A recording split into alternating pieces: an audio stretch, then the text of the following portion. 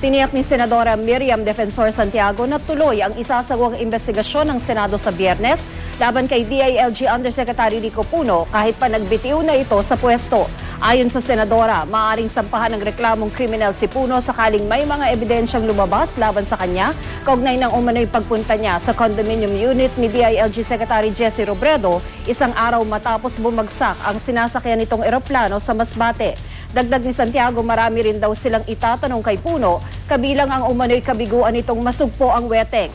Sa kanyang inilabas na pahayag, sinabi ni Puno na nagbitiw siya para suportahan ang desisyon ni Pangulong Aquino na bigyan ng kalayaan si bagong DILG Secretary Mar Rojas na ang kalayaang pumili ng kanyang mga tauhan.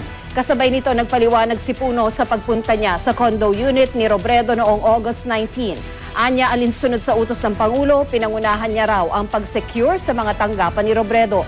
Matapos pangasiwaan ang pagsisil ng tanggapan ng kalihim sa DILG, sinabihan umano si Puno ni Superintendent Oliver Tanseco, ang Deputy Chief ng Office of Internal Security, na may mga dokumento raw sa condo ni Robredo.